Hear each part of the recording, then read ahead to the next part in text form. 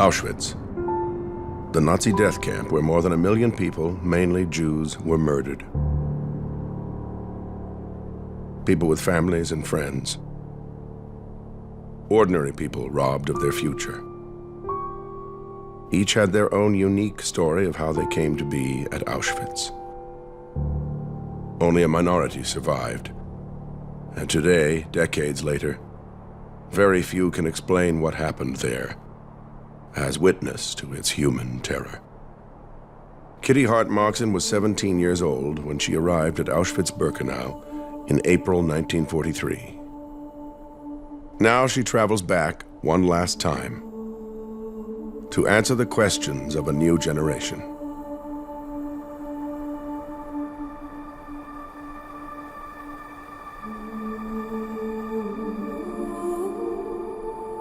My name is Kitty Hart-Marxen, and I'm a Holocaust survivor. Designed as a factory of death, no one was intended to survive, let alone describe its inhumanity to a world not yet ready to listen. No one wanted to know, no one wanted to hear what I had to say. But I made a commitment that the people don't want to hear, but I'm going to make sure that they will. I've been here many times, but I really wanted to come with 2 girls who were my age when I was here. I want to show them the struggle for survival. What were your first impressions of the camp? There was just the most incredible mud. And then we saw like a glow in the distance. And soon when we got there, we saw ghost-like figures with shaved heads, staggering in tattered clothes, with great big eyes, screaming in all languages and being beaten. And we thought, my God, is this what's going to happen to us? I've known Kitty since I was born. I've known about her story since I was little and sort of grown up with the influence of it. What did you first see when you got off the train? Alsatian dogs. They were barking, trying to get at us. And I wanted to try and understand a bit better how she coped in these conditions and how she managed to survive for so long. And we're walking into the women's camp now. I met Kitty for the first time after the school talk she gave us, and I went up and asked some questions to her. And I'm just kind of nervous and excited because I want to see it from a different perspective that I may have seen it in class. And you see these stumps? These are the chimneys of the wooden barracks. What happens to you when you're in those formative years, age 13 to 16? It shapes you and your character for the whole of your life. Auschwitz is where my grandma feels she belongs, and it always calls her back. Kitty Hart was one of the first survivors to tell her story. She gives us access to that experience with the power of her words. You have to treat what Kitty says almost like music. I hear what she says, and I also try to listen to what she has left unsaid. You see this crossroad? The crossroad was the crossroad to life or death. The very fact that Kitty was an eyewitness and can say, this is what I saw, actually ensures that it cannot be denied, that the intentionality of the perpetrators is clear, and that it's indisputable that what she saw is what happened. And as you walked, you got stuck in this mud, and all these people were falling around in the mud.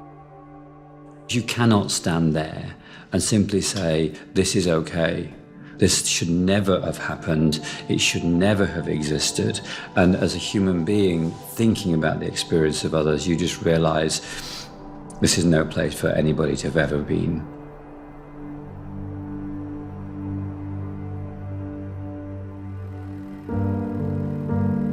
Just prior to invasion, my father decided we've got to get out. My brother fled with his friends to the Russian side. They were asked to join the army, the Polish army, within a Russian unit, and eventually was killed in the Battle of Stalingrad.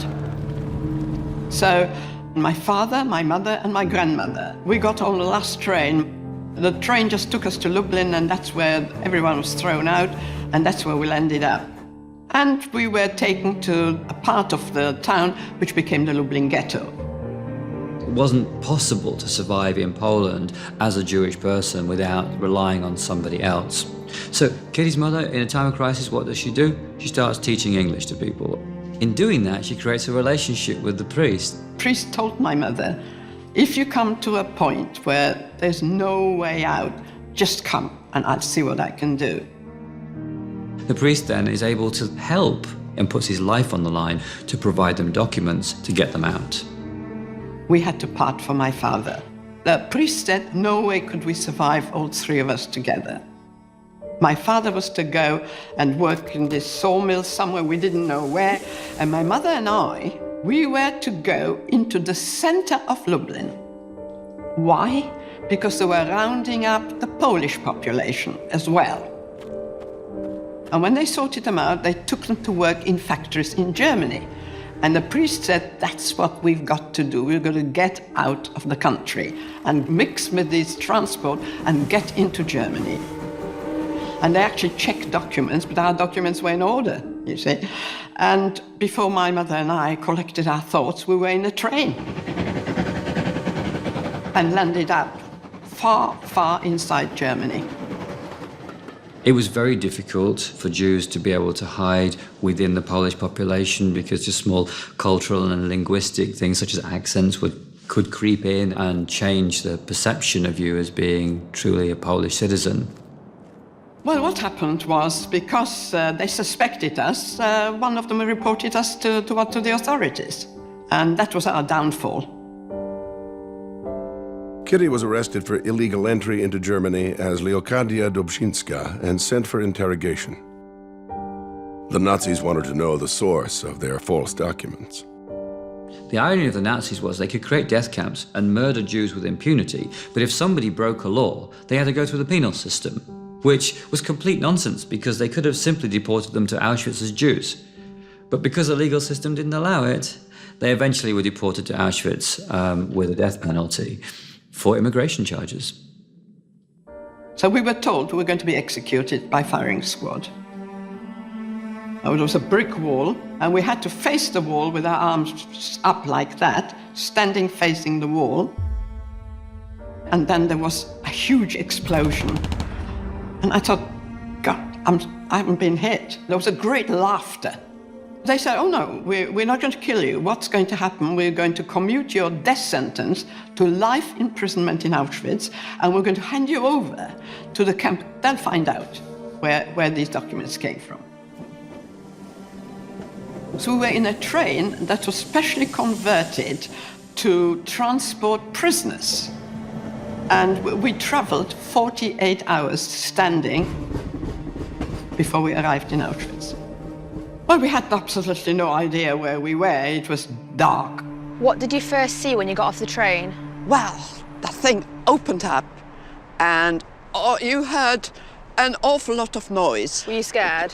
Well, we were scared of the dogs, Yeah. and then the great big women with whips, and they were whipping everyone and urging everyone to run, run, run, everything at a running pace.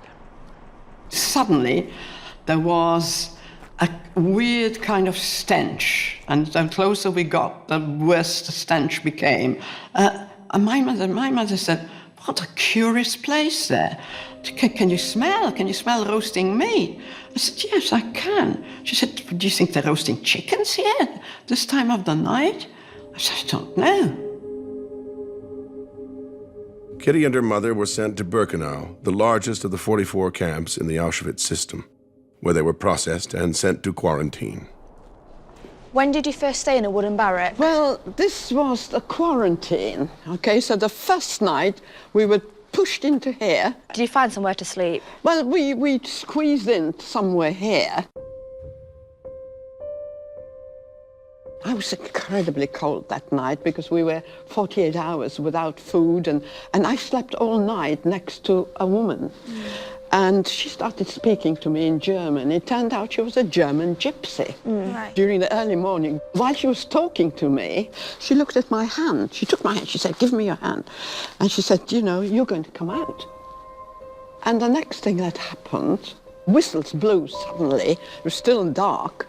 And everybody was saying, rouse, rouse, out. And because this was quarantine, we didn't know. Yeah. And I shook this woman. you know? Yeah.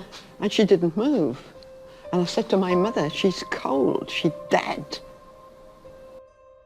And I said, you know, you're cold, I'm cold. We need to strip her, and we need to have everything she's got. Yeah. Surviving Auschwitz was virtually impossible. And there was certainly no way you can say, if you did this, then this would happen. It was a matter of luck and chance and being in the right place at the right time. But there were some circumstances and some strategies that kind of worked.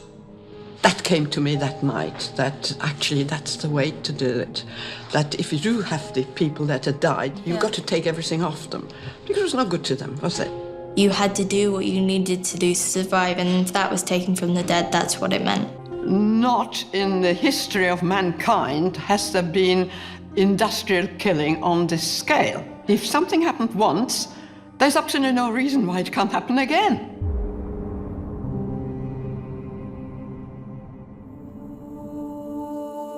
In 1943, Kitty was assigned to work on a new rail line into Birkenau called the Ramp. In 1944, she watched as transports of Jews from Hungary started to arrive. What was the importance of the ramp? People arrived in cattle trucks, and sometimes 7 or 10 trains would arrive in say, 24 hours. And people were sealed in, almost airtight, just a little bit of air coming through the slats. Sometimes the trains were sealed here for hours before they were allowed to unload. Did people die in the trains? Yeah, a lot of people died before they arrived here. Some people travelled 7 days before they arrived here. Did anyone have any idea what was happening when they got off the train? People had not the foggiest idea what was going to happen. Of course, there were people coming from the ghettos, so they didn't expect anything, you know, good, obviously. Everything was very nice and quiet because they didn't want people to panic. So loudspeakers were here telling people, well, there's a lot of typhus here, and so you're all going to be disinfected, and we've got to split. We went from women and women with children. Leave your luggage, you're going to get your luggage later. And then someone came, right, left, men this way, women women with children on one side, younger people are younger, you can go that way. Oh, you're older, you take your child with you, it'll be fine. You take your child, we're not going to split you up. It was shocking to see that you stood in the exact same place as those people did once. At the ramp, women with children and the elderly were sent directly to their death. And if you were young and able-bodied, and if at that period of time they needed workers, then you were chosen for slave labor, which essentially meant that you were chosen to die slowly, not to die immediately in the gas chambers. Let me tell you, at this point, families were split, never ever saw one another again. So some of the men were taken this way, okay. Some of the girls that were selected to go into the camp were taken through there. You were just told to go that way. And you know the road there, where does that go? The gas chambers. That's it.